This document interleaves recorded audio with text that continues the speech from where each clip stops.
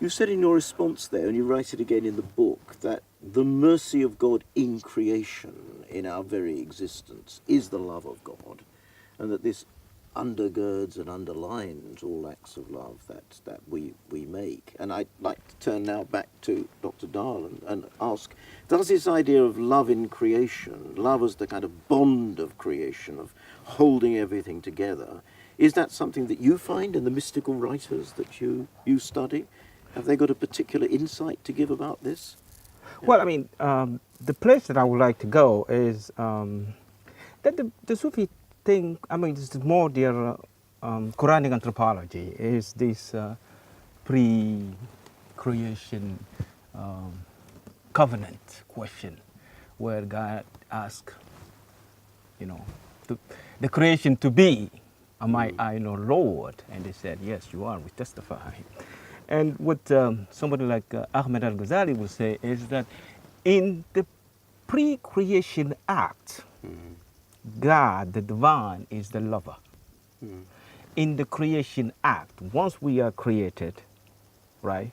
So in pre-creation act, the divine is the lover and the creation become the beloved.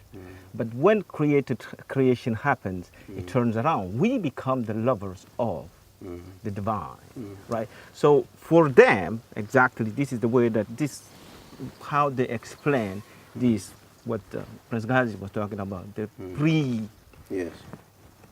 creation attribute Yes. of the divine. Yes. Right? It runs through pre and into creation. Yes. So it's almost Aquana's whole idea of exitus and reditus, right? Right. You're out of God's love and back into God's love. Yes. You know, that's the way to see it. Yes. Yeah.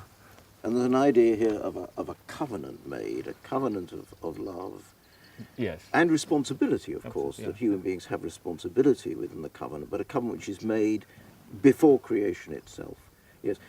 We have Christian theologians, as you know, who write a lot about that eternal covenant, people like Karl Barth, for example. Yeah. So again, I think there's a very interesting correlation there of thought. Another correlation, I think, is the Christian theologians will often say, God loves the sinner but hates the sin. The very interesting version you've given is that God does not love the sinner while he or she is sinning.